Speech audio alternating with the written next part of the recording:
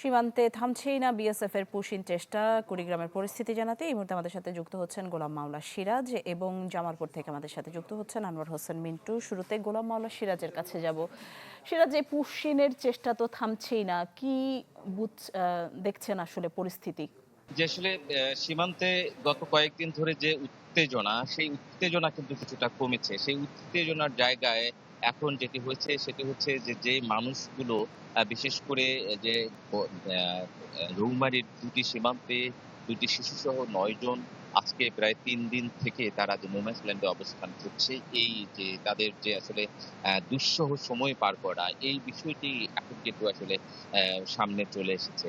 কারণ আমরা গতকালকেই শুনেছি যে সেখানে যে শিশু দুটি রয়েছে, একটির বয়স ৫ মাস থেকে ৬ মাস এবং আরেকটির বয়স ২.৫ বছর। তারা কিন্তু ইতোমধ্যে অসুস্থ হয়ে পড়েছে। ঢালাইয়ের সেরা প্রিমিয়ার সিমেন্ট। তো এই আসলে এক দফা পতাকা বৈঠকের পরেও তাদেরকে যখন বিএসএফ নিতে স্বীকার করেনি, অন্যদিকে বিজিবি তো বলে দিয়েছে তাদেরকে আসলে বাংলাদেশে প্রবেশ করতে দেওয়া হবে না। তারপর থেকে আরো ২ দিন সময় পেরিয়ে গেল, কিন্তু নতুন করে পতাকা বৈঠকের সুযোগ হয়নি। ফলে এই যে ৯ জন মানুষ রয়েছেন শিশুসহ, তাদের আসলে কোন দিকে ফেরা হবে এই বিষয়টি কিন্তু এখন পর্যন্ত নিশ্চিত নয়। ফলে ওই মানুষগুলো কিন্তু নো ম্যাচ ল্যান্ডে ছাতা টানিয়ে কখনো পলিথিন টানিয়ে অবস্থান করছে ৩ দিন ধরেই। এই যে মানুষগুলোর যে অবস্থা, এটি কিন্তু এখন আলোচনার বিষয় হয়ে দাঁড়িয়েছে। আর অন্যদিকে এরপরেও আমরা যেটা শুনছি সীমান্তবাসীদের কাছ থেকে, এখনো কিন্তু বিএসএফ নানাভাবেই পুশিং এর চেষ্টা করছে। তবে বিজিবি এবং এলাকাবাসী এখনো কিন্তু পাহারা দিচ্ছে সেভাবেই, যে যাতে নতুন করে পুশিং এর ঘটনা না ঘটে। আসলে এই অবস্থা যাচ্ছে কুড়িগ্রামের সীমান্তগুলো। ধন্যবাদ সিরাজ আপনাকে। এই মুহূর্তে মিন্টুর কাছে যাব, আনোয়ার হোসেন মিন্টু। জামালপুরের সীমান্ত পরিস্থিতি কি জানাবেন? হ্যাঁ, নিশ্চয়ই আপনি জানেন জামালপুরে কিন্তু সীমান্তে যে উত্তেজনা ছিল সেটা কিন্তু কিছুটা হলেও কমে আসছে। তবে গতকাল রাতে জামালপুরের যে দেওয়ানগঞ্জ উপজেলার রামরামপুর এলাকার মধ্যেরচর সীমান্তে দিয়ে এক যুবককে কিন্তু পুশিনের চেষ্টা করে ভারতীয় সীমান্তরক্ষী বাহিনী।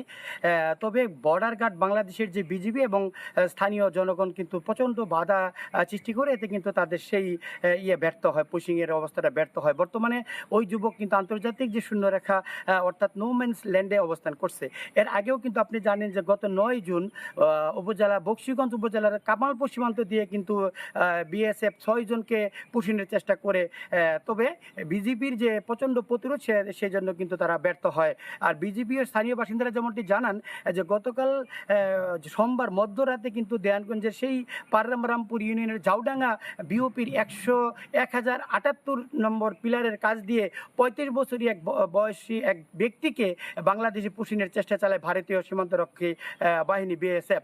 বিষয়টি টের পেয়ে টহলরত যে বিজিবি ছিল এবং স্থানীয় জনগণ কিন্তু তারা আগে থেকেই কিন্তু প্রস্তুত ছিল, তারা কিন্তু তাদেরকে আটকিয়ে দেন। আর জিজ্ঞাসাবাদে ওই ব্যক্তি কিন্তু নির্দিষ্ট কোনো ঠিকানা বলতে না পারায় তাদেরকে আবার ভারতের সেই শূন্য রেখায় পাঠিয়ে দেওয়া হয়। জামালপুরের যে বিজিপি ৩৫ বিজিবির অধিনায়ক লেফটেন্যান্ট কর্নেল হাসানুর রহমান যেমনটি জানিয়েছেন যে বিএসএফ এখন কৌশল পরিবর্তন করে দুর্গম ও পাহাড়ি অঞ্চলগুলো দিয়ে বাংলাদেশে পুশিনের চেষ্টা চালাচ্ছে। এরই মধ্যে কিন্তু ধারাবাহিকতায় সোমবার তারা কিন্তু পুশিনের চেষ্টা চালিয়েও ব্যর্থ হয়। মিন্টু, ধন্যবাদ আপনাকে।